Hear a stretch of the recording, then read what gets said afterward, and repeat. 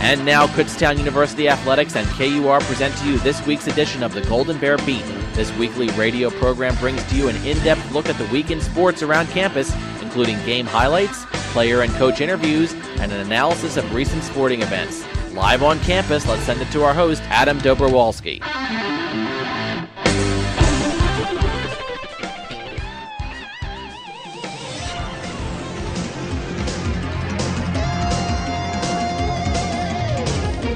For the Kutztown University football program, the 2013 season presents an interesting crossroads. In 2012, Kutztown finished 7-4, including a 4-3 mark in the PSAC Eastern Division. This came after a 1-3 start, which saw the Golden Bears lose 3 games in a row to 3 of the top teams in the conference, including 1-possession losses to ranked teams like Cal and Bloomsburg. However, that 7-4 season marked the third most victories in school history, just behind the 10 in 2010 and the 11 the following season. That means in the last 3 years, the Golden Bears are 28-8, the best 3-year span in the 97 seasons in school history. However, the Golden Bears have suffered several losses, including that of quarterback Kevin Morton, who set school records in passing yards and touchdown passes. In fact, Morton finished 11th in Division II history with 11,612 passing yards and 4th in Division II with 119 touchdown passes. Meanwhile, Raymond Monica is no longer leading the Golden Bears on the sidelines. Instead, it is former offensive coordinator and the new head coach, Drew Folmar, who becomes the 15th modern coach in Kutztown football history. Under Folmar, the Golden Bears offense has set a school record for points in each of the last 3 seasons, including 490 just last year in 2012. The Golden Bears finished 4th in Division II in scoring at 44.5 points per game and finished 10th overall in total offense in Division II. Along with Folmar comes a new pair of defensive assistants, including defensive coordinator Ross Pennypacker and safeties coach Marcel Quarterman. The question now is for the Golden Bears in 2013 is if they can build upon those standards, not necessarily with more wins, but with a new attitude and a commitment to the future of making Kutztown one of the consistent winning programs in Division II football. Good morning and happy football season, everyone, as the 2013 Kutztown football season is just 9 days away.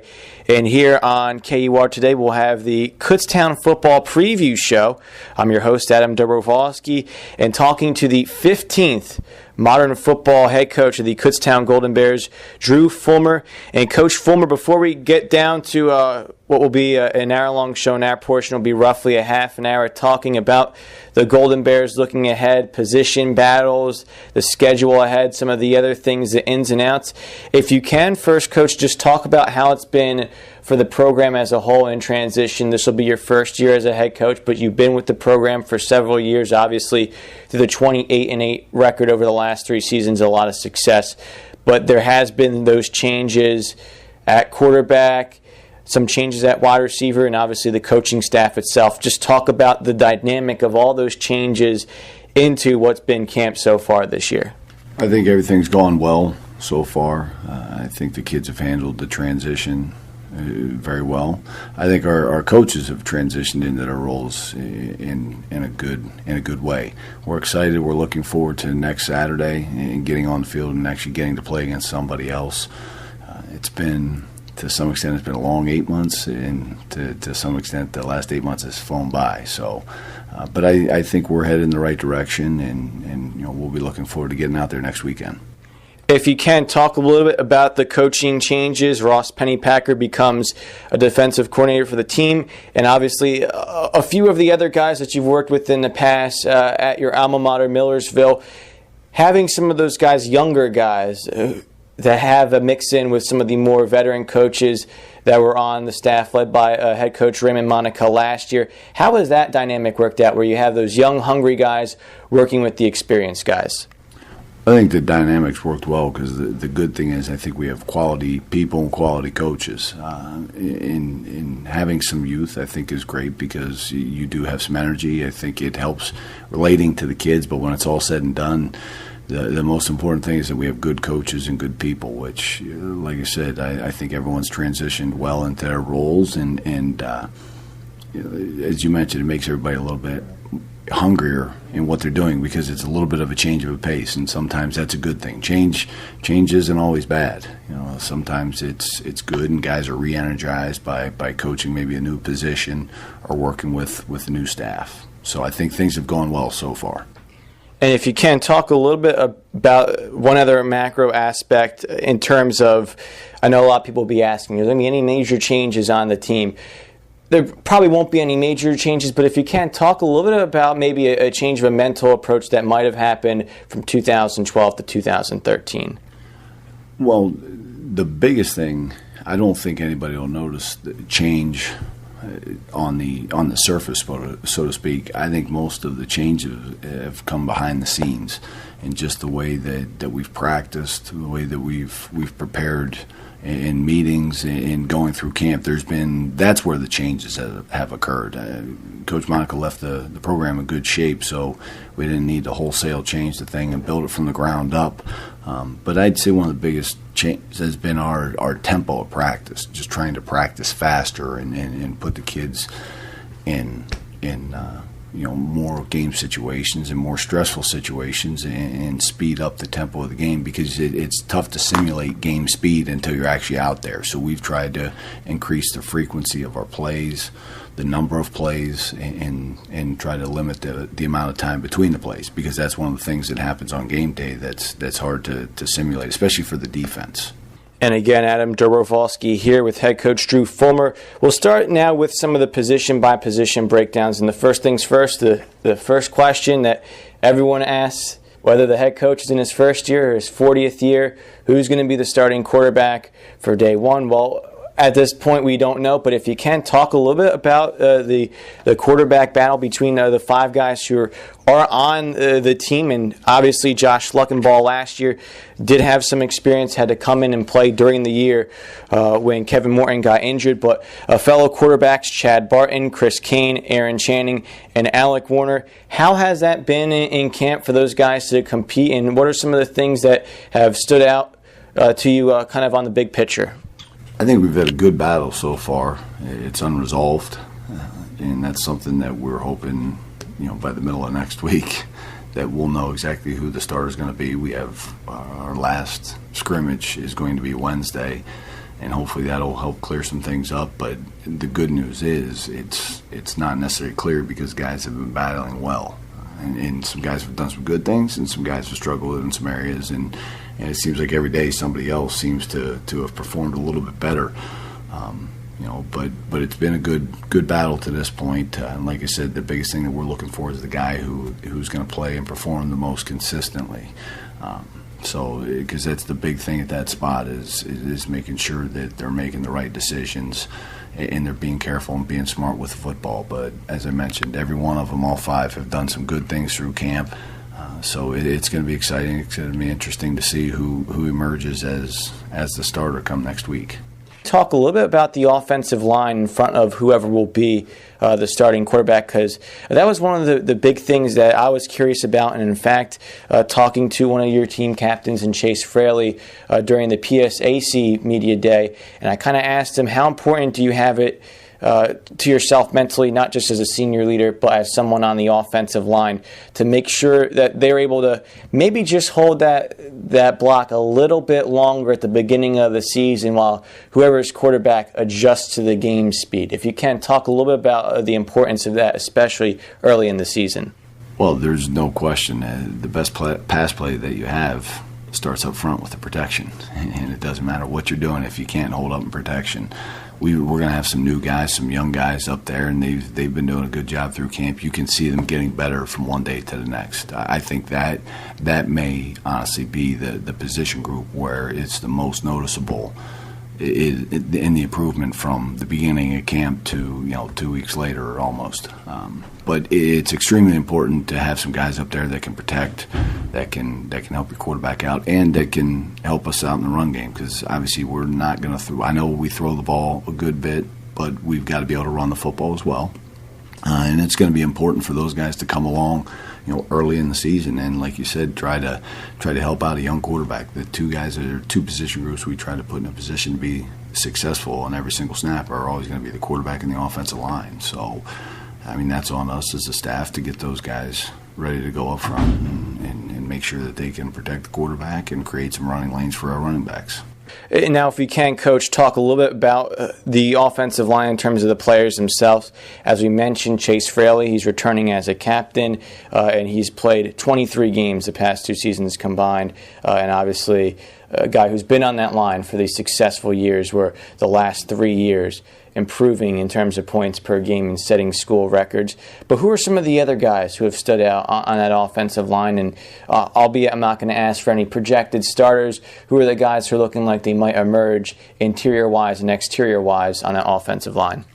Well, as you mentioned, it's going to start with Jace Fraley, having been here now going into his 5th season, and second year as a full-time starter, and 3rd year as a full-time player for us.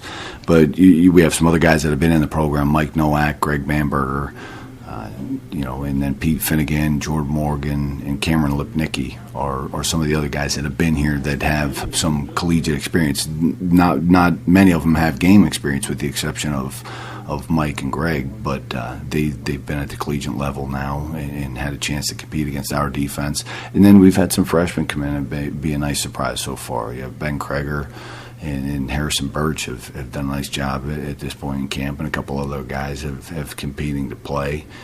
But again, that's one of those positions where we're not ready to commit to the 5 guys, 7 guys that are going to play for us up front. That'll probably be something that's going to clear itself up. It'd be nice if it clear itself up by Wednesday. Realistically, it'll probably be cleared up by next Wednesday. So, but it's going to be interesting again to see what that group turns into, molds into, and who emerges as the 5 starters for us there. And now, if you can, Coach, we'll switch things over to skill position. We'll mix in the running backs and the receivers. There's been a lot of turnover. Josh Mastromato, Colby Toole, 2 seniors who graduated last year, but you have a top returning rusher in Curtis Wortham, who's done a great job on returns as well, but netted nearly 1,000 yards and 140 carries, averaging 6.7 yards per carry. Has done some good things as well in the receiving game. Adrian Sterling, as a 3rd guy last year, put together over nearly 350 yards, I should say, averaging over 7.5 yards per carry.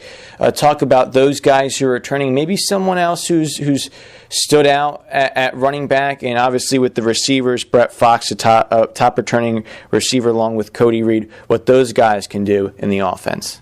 I'm happy with where we're at right now. Running back, you have Kirkpac, who had an outstanding year last year, and we expect a lot of big things from him again this year. We expect him to lead on and off the field for us and continue to be the player that he has been.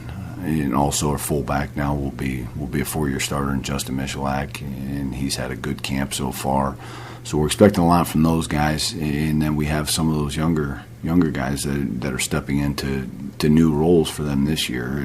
Adrian Sterling was a 3rd back last year, he'll be competing for that 2nd spot this year, along with Darrell Scott, who was redshirted last year as a true freshman. So those 3 guys, between Kurt, Adrian, and Darrell, we expect to carry the bulk of the load. We have a couple freshmen right now who are doing a great job transitioning in, and could see some time at some point this year. But as of right now, the 3 guys that I mentioned would be the guys that we're going to lean on to carry the football going into the season here. Wide-out-wise, as you mentioned, Brett Fox had a good year for us last year, his first year as a receiver for us, and Cody Reed, same thing as a redshirt freshman. Both had solid years, and we're expecting more good things out of them. Anthony Kelly is one who saw some time last year, who's had a good spring and a good fall camp so far, so we're hoping that maybe he can help replace Colby Toole. And then we have a couple other guys that have been in the program and are doing a decent job with Casey Pearlstein. And then we have some newcomers that have come in and shown some positive things. And I expect some younger guys to play, especially at the wide receiver position, going into that first weekend. Not exactly sure which ones they're going to be, but there's going to be some young guys that are going to play September 7th. We will have more with head coach Drew Folmar after a quick break. Stay tuned for more of the KU Football Preview Show on the Golden Bear Beat. Back from a break here on the Golden Bear Beat on KUR for the KU Football Preview Show. Let's continue with the interview with Drew Folmar. Again, Adam Dobrowolski here with Drew Folmar, the head coach of the Kutztown Golden Bears. We'll switch from offense to the defensive side, and we'll start things off with the front seven for this team. Last year, it was a case where maybe some people, if they wanted to get a little bit too critical, would try and put on the defense, but it was a lot of fast-paced games last year, a lot of high-scoring games where both offenses were just kind of pushing the tempo, and that sometimes makes it harder for the defense to really get things going. But there were guys who stood out, and especially on the front seven, Zach Greenwald at defensive end, and he's a returning player this year. Tyrone Brown, a returning player who last year as a freshman had some good impact with 30 tackles, 4 pass deflections. Talk about those guys on the defensive line, and then some of the linebackers like Matt Connors and Sam Dixon-Dugan, who were some of the top tacklers last year on the team. Well, there's no question the experience. We have more experience on the defensive side of the ball. That doesn't put the onus on them. Football's a team game, and all three phases have a hand in the result and the outcome. But we're excited to have some of the experience back in Zach. You have Tyrone, Eric, and then Mike Gallagher up front that have all done a good job. All of them have had a solid camp so far. We're expecting them to be leaders on that side of the ball. And as you mentioned, you have two guys in the middle there at linebacker who've played for a long time around here. Matt Connors will be going into a senior year and has been a 4-year player for us. And then Sam Dixon-Dugan is going into his third season, second as a full-time starter. So those front six we're going to expect to lead us early in the year and help us, and obviously to try to put the ultimate goal is to put the offense in third and long situations, try to stop the run on first down. So we're excited about what we have there, and there's been some pleasant surprises, again, with some younger guys. I mean, that's the constant theme that you hear me say, some younger guys, some new faces. We have new faces, and I've said it for the last couple of weeks, we have new faces all through the program, coaches, players, everything. So, but anyway, we're excited about the group we have there and looking forward to seeing what they can do come next Saturday. In terms of the secondary, English PA at cornerback, and Alex Dinolfi, who last year, second game of the season, went down with an injury. He's obviously, as a senior, returning this year at safety. Beyond those two guys, a lot of expected changes. And when you mentioned the new faces, a lot of it will be coming at the secondary. Who has stood out beyond those guys, and what has that unit done to work together where, again, last year, pass-heavy division in the PSAC East, where they have a lot of pressure on them to get the job done. But what have they done so far in camp to work together? Well, the biggest thing is they've been doing what the coaching staff has asked them to do, and the coaches have done a great job of trying to teach the correct fundamentals and techniques and put them in a position to be successful. As you mentioned, you have a guy like English back from last year who'll be a 3-year starter for us, who had a good year last year, even though he's banged up a little bit. And it'll be great to have Alex back, who's coming off of missing a season. So it's just going to be a matter of how quickly can he shake off the rust, maybe from not playing for a year. But you got some other guys back there. Cody Kelso, who played for us last year, has had a good spring and a good camp so far. We're expecting some good things from him. And then again, from there, the other corner position and some of the safety positions are going to be up in the air to some younger guys. But they've done a good job through camp of competing and doing what we're asking them to do and learning all the little nuances of the positions. And, of course, not to be forgotten, the third element of the game, special teams. Jack Ruggieri, who set a Division II record for consecutive extra points through his first 2 years with the program, making his first 127 kicks, no longer with the team. So you have Nathan Fear and Andrew Deutsch, who will be competing not just at punter but place kicker. Talk about that battle so far, and then obviously who are some of the guys who quite usually don't get a lot of accolades but probably should by being gunners or key tacklers on those special team plays. How's that all panning out? Special teams has been good. It's a point of emphasis for us. We try to take great pride in what we're doing out there, and the kids have competed well. Andrew and Nate have been doing a good job of competing from day to day, and it seems as though every day there's a new guy. It's similar to the quarterback position. It's like one day it's this guy, one day it's the other guy. But I expect that they'll probably split the kicking duties in some capacity. Not exactly sure which one will be doing which, but I expect both of them to kick for us this year. In terms of players on special teams, Kurt Wortham as a return guy, as you mentioned earlier, has done a phenomenal job for us, and we're excited to have him. We'll have another younger guy or two back there in the cover units. It's a lot of guys, and it seems every team has a different guy that sticks out. I know Adrian Sterling so far has done a good job on some of the cover units, even though he's a running back. He's on our kickoff team and our punt team and does a great job of giving effort and getting down the field to help try to create some field position for us, because that's where the hidden yards in the game are. That's where the hidden yards in the game lie.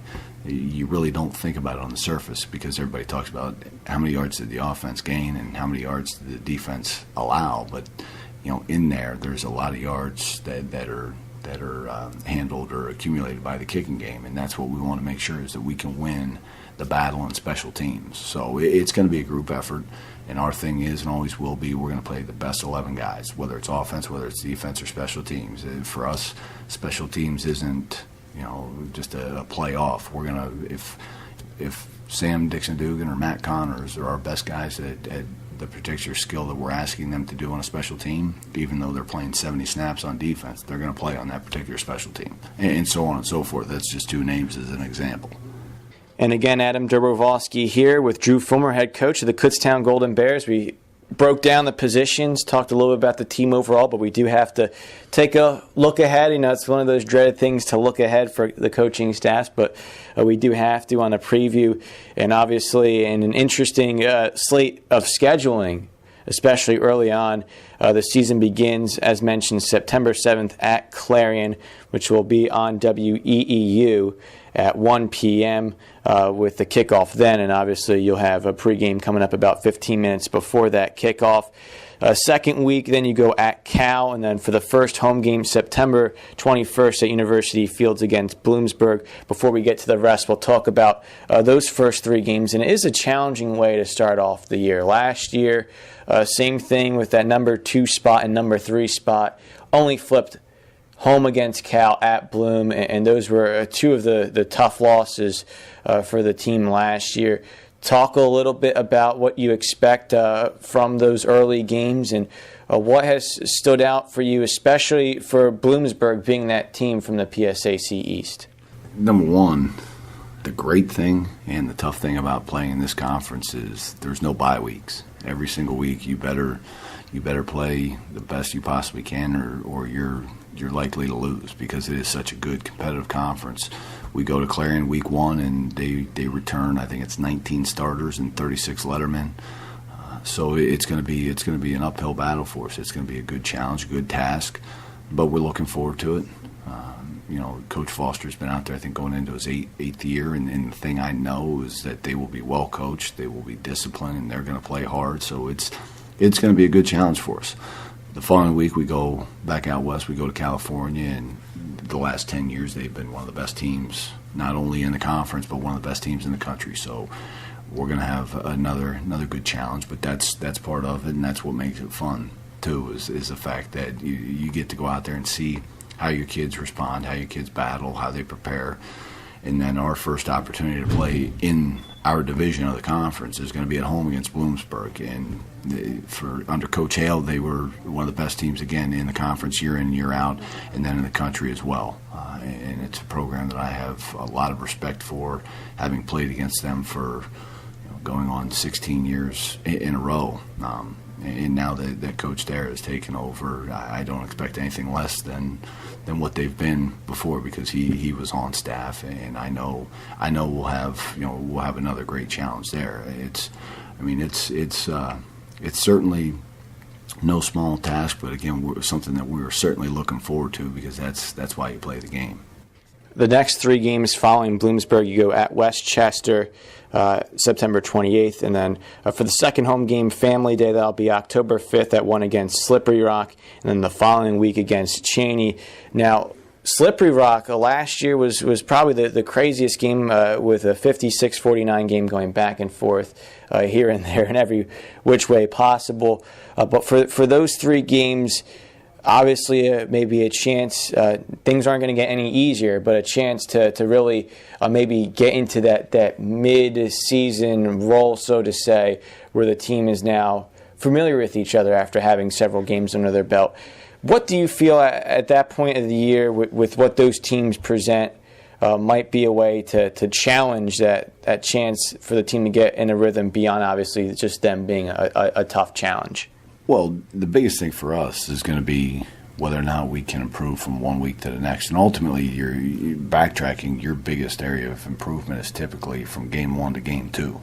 Because now you have those guys who've never taken a college snap. Now they have a game experience. And then, as you mentioned, moving forward into week 4, at that point we should only be getting more comfortable with one another. We should be getting more comfortable with the flow of the game, with the speed of the game. Just things as simple as where do we go at halftime. That's going to be new for a lot of guys.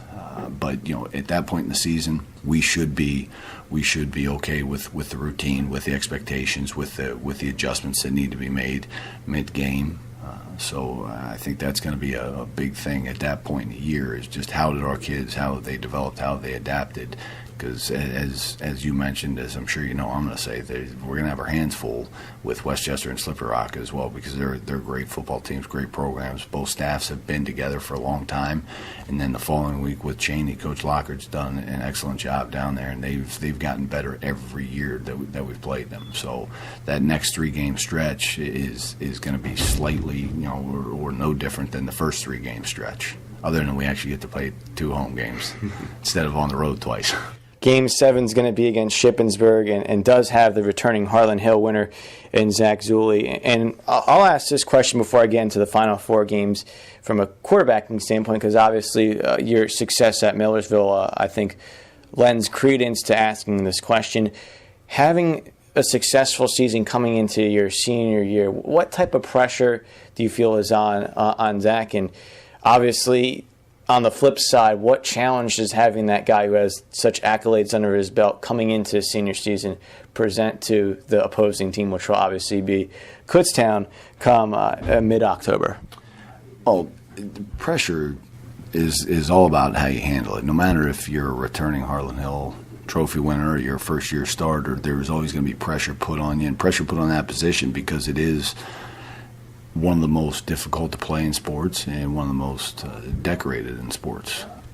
But I'm sure Coach Mack has done a great job of getting him ready to go, and their staff has done a great job of getting him ready to go. I don't expect anything less than what he did last year. He's a great player. Hopefully we can slow him down. You're not going to stop him. But hopefully we can slow him down when you get to that point. But I'm sure he's doing fine handling the pressure. And the biggest advice I would give to him is try not to do what you did last year. Try to play the next play and play the next game and worry about it that way. And that did seem like something the Shippensburg team as a whole, the guys I talked to at the PSAC Media Day, they did say that we're not worried about 2012, we're worried about 2013 and what's to come. To close things out, Coach, the final 4 games, you have homecoming, obviously, on October 26th against East Stroudsburg. And last year's game at East Stroudsburg was one of the more efficient offensive games in Kutztown football history, with some of the records Kevin Morton set in terms of a single game record. But then at Millersville and at Lock Haven before the final game, the Hall of Fame and ceremony day against Edinburgh, if it's not for the PSAC championship. Talk a little bit about those teams to close out the season, and what do you expect in terms of just the overall homecoming experience here at Kutztown? Well, I expect homecoming to be a great afternoon, a great day, and hopefully we'll have good weather. It's been a great atmosphere, I know, the last couple of years, and we don't expect anything different. And we expect at that point in time that our guys are going to be playing well, and we expect to be able to perform well in front of the homecoming crowd. It's not going to be an easy task because Coach Dowds has done a phenomenal job there over the 40 years that he's been there. And they have some great players returning. They had the Defensive Player of the Year in the conference. They had the Rookie of the Year in the conference as a quarterback. So, again, it's the same thing over and over, but it's going to be another great challenge. But that's what makes it fun in this league. So, that's what I would say about East Stroudsburg. You get to Millersville, they have a new coach, a new coaching staff. So we're going to be new to what they're doing, where a lot of times in recent years you look around the conference, it's a lot of continuity in coaching staff, so you have an idea as to what they've done from one year to the next, and you have a good feel for what the team is going to do.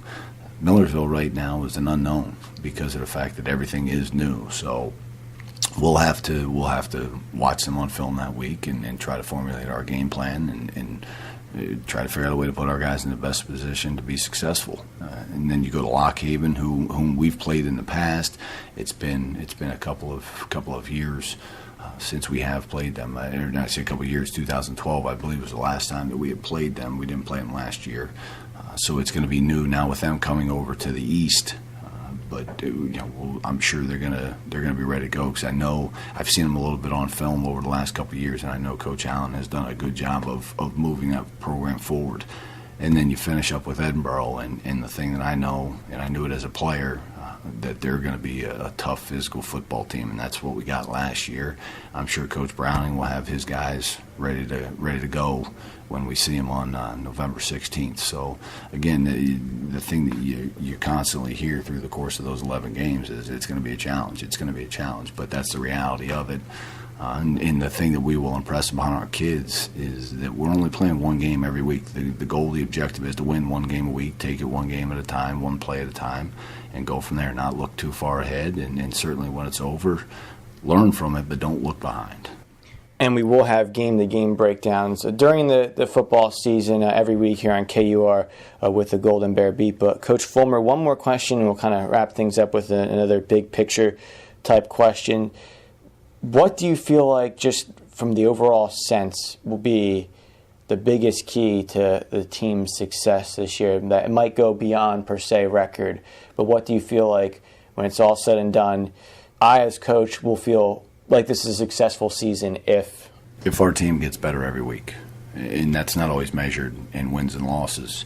If the individual players improve each and every day, each and every week, we'll consider the season a success. And obviously the objective is to win every single game. That's not easy to do. But our objective is to develop the team, develop the chemistry of the team, and make sure that we improve on a daily and a weekly basis. Once again, head coach Drew Folmar, and we'll obviously be talking throughout the year. And next time we'll be able to talk things over on the Golden Bear Beat will be on the September 12th edition, looking obviously at that point back to the first game of the season against Clarion, which again will be September 7th at 1 p.m. on WEEU. But thank you once again, Coach. Thank you. We're going to step off to a quick break here on the Golden Bear Beat, but when we return on the KU Football Preview Show, we'll hear from our panel of experts. Stay tuned. After hearing from the lead man of the Kutztown University football team, we now shift gears, moving to the voices of KU football. Beginning things off with Steve Degler, who has made his name across both the Lehigh Valley and Berks County, calling numerous sports, including the Lehigh Valley Iron Pigs. Degler last year helped to call the Golden Bears to some of the most exciting games in school history, including a game at Bloomsburg in which, yes, the Golden Bears lost, but saw perhaps a glimpse of the future with Josh Luckenball filling in for Kevin Morton in the backfield. Luckenball gets the play call in from the sideline. 3 receivers right, 1 to the left. Throwing back corner left of the end zone. Juggling attempt. The catch is made for a touchdown. Luckenball is one of the 5 quarterbacks who are in position to potentially start Week 1 against Clarion. Without further ado, here's an interview with Steve Degler. And welcome back here to the KU football preview show on the Golden Bear Beat. Adam Dobrowolski sitting down and talking to one of the voices of the Kutztown University football team, a voice you hear around many of these sporting events in the Lehigh Valley and Berks County as well, Steve Degler. And Steve, how's everything going for you? It's going great, Adam. Thanks for having me. I really appreciate it.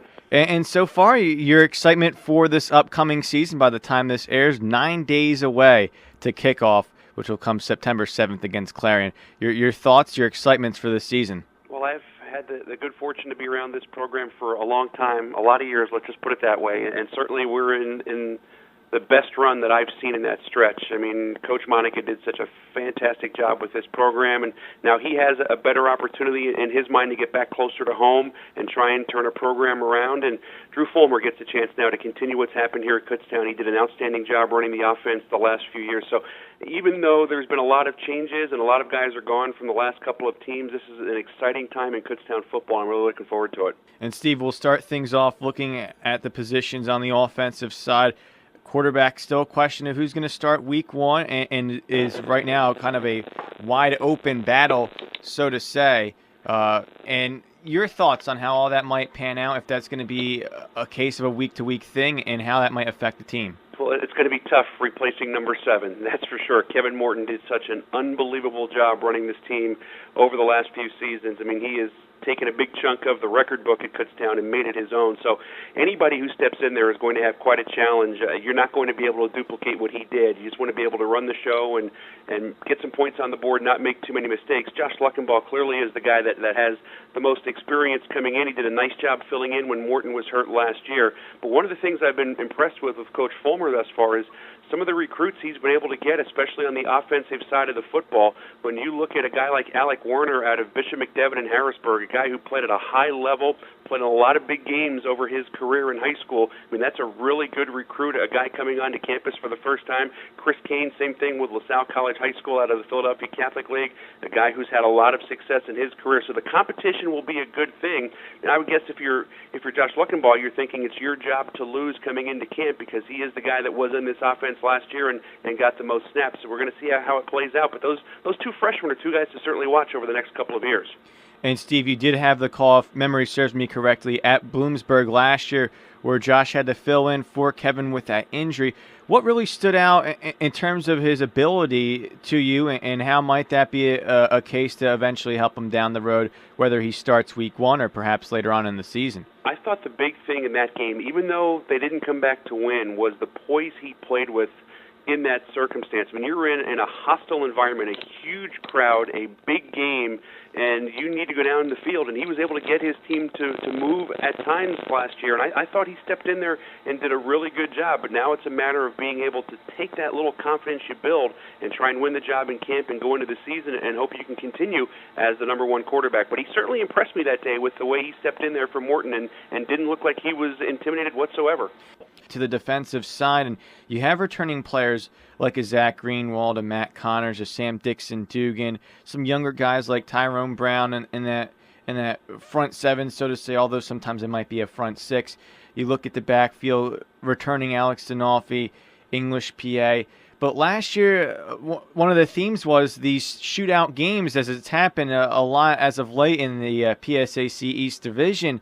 Talk a little bit about the challenges that you think the defense will face with that offense perhaps taking a step back, that they might have to step it up to another level. Yeah, I think they definitely will, Adam. I mean, obviously there have been some changes on the defensive side with Ross Pennypacker coming from Bucknell to be the defensive coordinator. It's going to be a little bit tougher this year to go out there and try and win a game 50-45 or 42-38. The defense will have to play a little bit better, especially in some key situations. Keep that other team's offense off the field. I mean, you're looking at some diverse attacks. Shippensburg has this great aerial attack now. Bloomsburg, the ground and pound. So even though you play some wide-open styles in there, I think the defense is going to be a real key, and certainly having Alex Denolfi back in the secondary will help. Not only his skill level and his talent, but his leadership out there on the field will be a big plus this year. And you mentioned some of the other returning guys. There's a pretty good nucleus in there. We'll see what type of changes they make on the defensive side of the football, but they're certainly going to be a huge key this year, because I don't think it's fair to expect this offense to go out there and score 40 to 50 points a game every week this season. Schedule-wise, Steve, we were talking about it kind of as a common theme throughout this show, and the season again begins September 7th against Clarion, 1 p.m. on WEEU, but then after that, at Cal, home against Bloomsburg, at Westchester, home against Slippery Rock to close out the first 5 games of the 11-game season. The challenges of having those teams so early with this team working together, if you can talk a little bit about how that might make a case, or this team might have to do what it did last year, and that is maybe try to bounce back after a slow start record-wise. It's a very difficult start to the schedule, and then you're looking at Cheney, which you hope is going to be a break, followed right after that by a game at Shippensburg. So Drew Folmar is certainly going to have his work cut out for him to start his career as a head coach. It is not an easy schedule, and you have to figure it might take a little bit of time for all of this to come together, and you might be right on it, Adam, with thinking maybe a little bit like last year, where things will go along a little bit slower and they'll close with a flourish. Last year, a lot of it had to do with the injuries. This year, it's going to be, you would think, some youth and experience. But I still think you look in that schedule, and there's quite a few games that they're certainly going to win, and there's going to be quite a few others they are going to be in the game and have a chance to win. So even though it's not a difficult schedule, I don't think we're sitting there saying this team's going to go 2-9 or 3-8. I think they're going to go out there and win some games and be entertaining and be very competitive. But there could be a little bit of a process where there's growing pains over the first month or so of the season. Once again, thank you very much, Steve Degler. Adam, great to be able to join you, and I appreciate you having me on the show. Up next on our list of Golden Bear experts are 3 men who have helped to carry the way on WEEU, calling Golden Bears football for years. Mitch Gerhardt and Steve Hahn have called many games together, including most at University Field. Michalak and Wortham, the I formation, 2 tight end with Haran and Yankowitz. Wortham lowers the shoulder, burrowing for the goal line. No indication. Touchdown. Say what, and Curtis Wortham was stopped on the first hit that he received from the defense. He was not to be denied on that play. Also of note, Matt Santos has made his name across the ranks of KU, not just as a broadcaster, but as a sports information director and administrator. And Santos, along with Gerhardt and Hahn and Degler, have had several exciting calls with the Golden Bears, including last year in 2012. First and 10 from the 22, backs staggered, wing to the near side. Morton under center, play action, dropping back, a lot of time, going for the end zone, caught for a Golden Bear touchdown. So, to finish off our panel of experts, here are Mitch Gerhardt, Steve Hahn, and Matt Santos with Adam Dobrowolski. And welcome to part 2 of the Kutztown University football preview show, as Adam Dobrowolski here with 3 of the voices of the Kutztown University football broadcast will be on for 10 of 11 games this year on WEEU. First things first, we'll talk about the WEEU sports director, Mitch Gerhardt. Also, we have Kutztown University Director of University Relations, Matt Santos. And, of course, our resident coach, Steve Hahn. And, guys, obviously, by the time this airs, 9 days away to kick off at Clarion with the kickoff 1 p.m. September 9th on WEEU. And guys, first things first, obviously, it's still preseason, but your thoughts, excitements for a new football season? Well, I think it's very exciting. Anytime you change coaches, obviously you're sorry to see Raymond Monica go, but the guy who's replacing him, Drew Folmar, has been here. We know what Drew is capable of, and he's overseen one of the most productive offenses in the conference.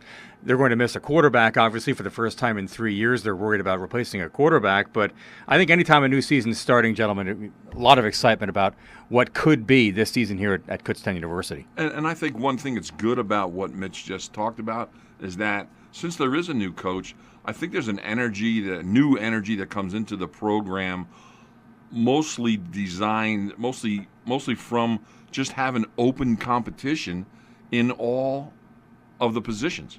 You know, there are some incumbents that have played because there's a new defensive coordinator coming in here too, not only having Drew Folmar as the head coach and the offensive coordinator. So there's a lot of people that, coaches that haven't seen players on this team perform at all. So it allows them to start from square one and then get a fresh look and have a decent shot at actually seeing the field. Yeah, and it won't be a case of literal change, but figurative change. You mentioned the new defensive coordinator, Ross Pennypacker. You also have Marcel Quarterman among the new assistant coaches. So, Matt, if you can add anything on to the excitement to have some of the new faces in there. Well, I think, as Coach Hahn said, we are starting with we do have some familiarity here, but we also have somewhat of a clean slate. The big question for me this year is who takes over for Kevin Morton. I mean, you guys all saw Kevin Morton the last really 4 years, 3.5 years. He was all everything. And, it was interesting to me that coming off of last season, or 2 seasons ago, when KU had its second straight NCAA playoff appearance, had won the PSAC championship for the first time in school history, there was a big loss on the defensive side going into the 2012 season. But I remember when I was talking to Coach Monick at the beginning of the season, he said, what do you think? I said, Coach, I think as long as you have number 7 under center, I said, that's good enough to me for 7 wins. And if he doesn't get hurt last season, who knows? I mean, they were in that Bloomsburg game. They were in that California game right down to the end. They lost some players in that game as well. So injuries played a key toll early in the season. But you take Kevin Morton out of the mix. I'm looking at the quarterback list for this year, and we know we have Luckenbaugh, who played a game against Westchester last year, and he actually set the record for, I think, attempts in a game. But I'm still sitting here scratching my head. I'm out at Media Day the other day. I said, who's stepping up at quarterback? They have 2 really good freshmen who come from good programs, but who's under center? And that's a question that still has yet to be answered. In fact, about a few hours before we're sitting down for this interview, I did talk to Coach Folmar, and right now it's an open competition. Your 5 listed quarterbacks, Josh Luckenbaugh, Chad Barton, those are 2 redshirt sophomores. You have a redshirt freshman in Aaron Channing, and then 2 true freshmen in Chris Kane and Alec Warner. And that's, to me, the concern about having a new quarterback as opposed to Kevin Morton is the quickness of release, the mental quickness of getting the plays off. And that was something that, to me, was evident there from pretty much every game on offense. The ability to recognize where the receivers are going almost immediately, and you can have that offense go very quickly. The game against Westchester, although Josh Luckenbaugh, he had some good things with him, it seemed like that offense, it was taking a little bit longer for those plays to go, and that's nothing against the quarterbacks on the team now. That just speaks to Kevin Morton and his years of experience and all the great things that he's done. So I think that's going to be the biggest issue. And how do you guys think that maybe they can try to maybe counter that, especially early on in the season, because whoever they're going to have under center, it's going to be either his first or second start with this Kutztown program. Well, I think one thing before you even get to that point, the 2 freshmen that are in here, true freshmen, they are very, very good players from extremely good programs. And now you throw in the wild card of, we got a late transfer here, Alex Attea, kind of a local kid from the Allentown, Bethlehem Easton area, and he was a big-time quarterback at Bethlehem Catholic, went to Boston College, didn't really have an opportunity. There were some coaching changes there, and he's got some eligibility left. He had some injuries up there, and they eventually moved him to fullback at BC. But now it's been a while since he was a quarterback actively, and you and I, everyone sitting here at this table knows that with all this read option offense and pistol and everything that's going on within the last 5 years of college football, that maybe that would be something that would take him a little while to get used to. But certainly from an athletic standpoint, that guy's a talent. And I think he's such a talent that no matter if he's the starting quarterback or backup quarterback or whatever, they have to find a way to get him on the field somewhere. And I think if there's something that not to minimize that concern about the quarterback spot, but for me, if there's something that tempers that a bit, we've all seen the last 2 years, Kevin Morton got hurt. And every time he did, whoever stepped in for him, whether it was Luckenbaugh, especially Marshall Vogel a couple of years ago, who we knew nothing about, those guys stepped in and played well. And I think that speaks to Coach Folmar and the way he teaches his system. To me, not that somebody's going to step right in and replicate what Kevin Morton did here, but I think conceivably, as we've seen in the past with backup quarterbacks to Kevin Morton, whoever wins that job, I would expect to play fairly well from day one just because of the way Drew Folmar prepares his quarterbacks. Yeah, and I think obviously with Kevin Morton in there, I think they could put a little bit more juice into the offense in regard to the complexity of what they were doing. They may have to move that back a couple notches, but that's not going to be very noticeable for the average fan. I'm sure it will be for the opponents, obviously, but it's going to be a fun team to watch. No matter who's at the helm, the way that Coach Folmar now has molded this team over the past couple of years offensively, it's a great thing to watch, and it was certainly a privilege to watch Kevin Morton play football here. That was not even a pleasure. That was a privilege. And year after year now, in the last few years, school records, whether it's scoring-wise or yardage-wise, and last year 490 points in 11 games. 44.5 points scored per game. And that's the thing. I think that might be a little bit of help to whoever is under center, whatever they try and do. If they do try to throw in Attea in some plays there, I do think that will help just to slow down the defense, make them think twice before just going after the quarterback. But having that system there, having the experience, not just at wide receiver and running back, but on the offensive line is going to be key. And that's the thing that really stood out to me talking to Coach Folmar earlier today.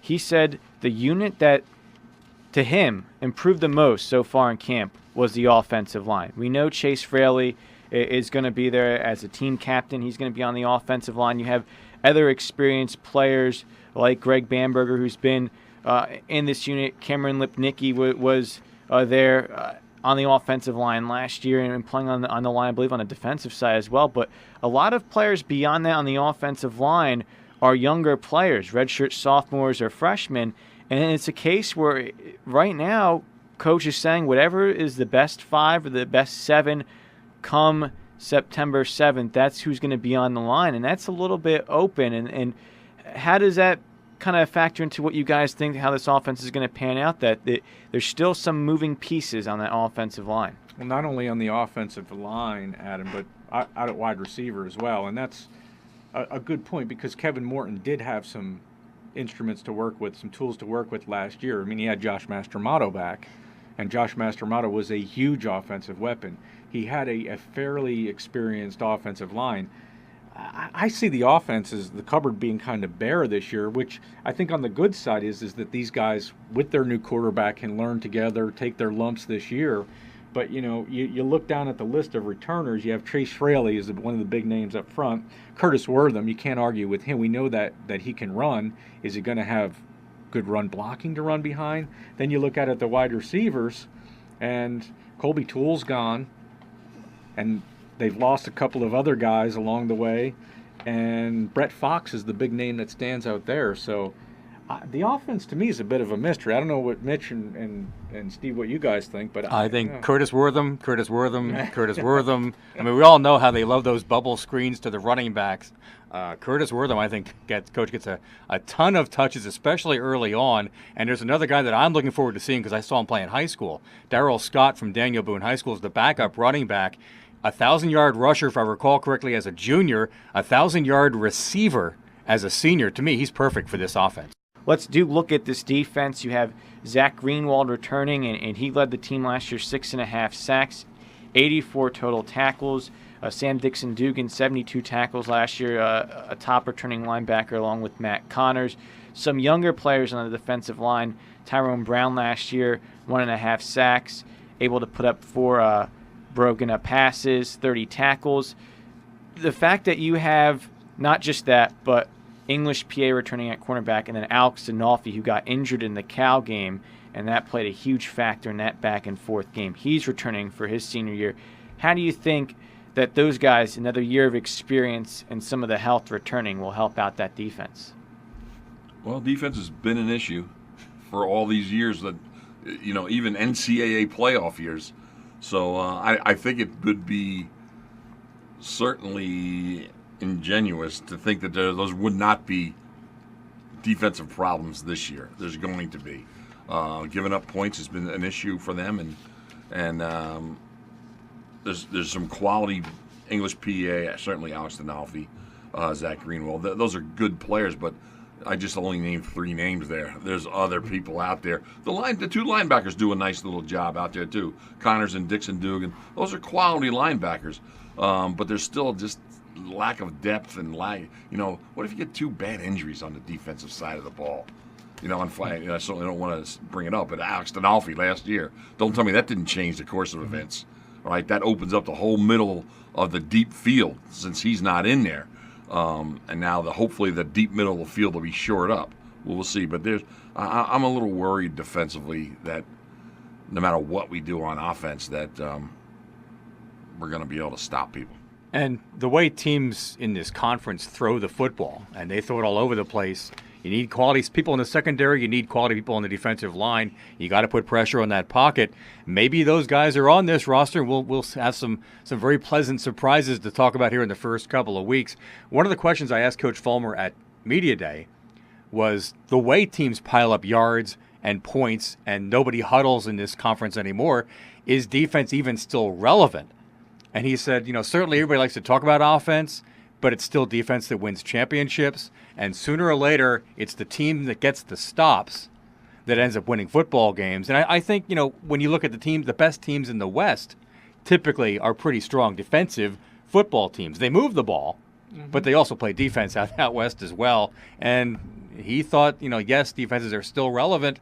Nobody talks about them because it's all about up-tempo offense and no huddle and throwing the ball all over the place. But sooner or later, you got to get a stop. Yeah, and to follow up on your point, Mitch, and some of these games seem to be more like basketball games than football games. The 73-49 game against Shippensburg, and that was the only loss. I mean, they won 6 of the last 7, and that one kind of just crushed that nice little streak there. But you make a point. Go back 2 years, and we talked, and Coach, you mentioned years and years and years that the defense. You go back 2 years, okay? It was the defense. From what I recall, and I go back down to that snowy game in Westchester, and you remember that because Mitch, there was the 3 of us. Mitch's knuckles were his white, and you guys were with me in that game. But the defense basically carried that team to that New Haven game, if you guys recall, and it was the defense that won that PSA. I mean, okay, you had to have Marshall Vogel come in and make the big play. But let's face it, if the defense is playing in that championship game like they did early in the year, the Golden Bears are not PSAC champions. They don't beat Concord the next week. So you're right. I mean, ultimately, it's the team that plays defense that's going to win. Well, let's talk about the schedule, and then we'll wrap things up here. Starting things off, first 2 games are on the road, going out west at Clarion, as mentioned, September 7th. That's when the season kicks off. And then after that, same spot as last year, but different venue, week 2. September 14th at Cal. Week 3, home game, first home game of the season at University Field, September 21st, 1:05 p.m. kickoff against Bloomsburg. Westchester, week 4, Slippery Rock, week 5, Cheney, week 6, Shippensburg, week 7, East Stroudsburg, week 8. The reason why I keep going is because it doesn't seem like the schedule gets much easier as it goes. And that was my big thing trying to get from Coach Folmar is how important do you think especially those early games is where the team's trying to figure things out. And then you have Cal and Bloomsburg, especially Bloomsburg and Cal with Westchester as well, and kind of that first month. Talk a little bit about the challenge of that and what you expect from those teams. Well, I'll tell you what. As I look at this, Adam, I see, Cheney is definitely winnable and should be winnable. I don't know how much better Millersville is going to be, even though they have a new coach this year. I see Lock Haven. Now, these are all at the end of the year, too, so it depends, injuries and the team's demeanor and things like that. Lock Haven coming to the PSAC East is a gift right now, losing CW Post. So I think that's 3 solid wins for KU. I think then you look at the 3 games, Clarion on the road to open the season, East Stroudsburg for homecoming, and Edinboro at the end of the season. So let's say they win one of those three. There's 4 wins. I think they could win 5. 6 would be a very good year. Maybe they can pull off an upset of against one of these other teams. But see, to me, that Clarion game's a big one, because there's a chance to win a game very early in the season. Because you don't win that one, then you're facing the gauntlet: California, Bloomsburg, Westchester, and Slippery Rock. And although Clarion struggled last year, one of the top quarterbacks in the West Division last year. Yeah. On Clarion, so that's going to be a tough one to me, but it's a huge litmus test, and it's good to see that the first week. Let me be the bright-eyed optimist in the group and look at the second half of the schedule. Cheney, Shippensburg, okay. East Stroudsburg, which, let's just go by the preseason poll pick to finish behind Kutztown University. Millersville, Lock Haven, Edinboro. Maybe you win 5 of your last 6. Good. Maybe. To close, if you can leave it in one statement, what do you think is going to be the key for Kutztown in 2013? I think, again, depending on how you look at it, it's all about opportunity and which players on this roster step up and make difference and make plays on Saturday. It could be the difference between 4-7 and 7-4. Yeah, and let me just say, Adam, and to all of our listeners out there, that the 3 of us are looking very forward to bringing this season of KU football to everyone on WEEU. We will have one game featured on KUR. I believe that's the Westchester game. But it's always fun for us. We love doing it, and we hope people will follow us throughout the season. Once again, Sports Director from WEEU, Mitch Gerhart, Kutztown University Director of University Relations, Matt Santos, and, of course, our resident coach, Steve Hahn. Thank you all for joining me today. And also, it's been a pleasure. Adam. Yep, thank you. We'll say it as we close up the program as well. Thank you to head coach Drew Folmar, and, of course, our 4th voice of Kutztown University football, Steve Degler, for joining us on the Kutztown University football preview show. This is Adam Dobrowolski signing out for now. Season starts in 9 days. Until then, let's go Golden Bears.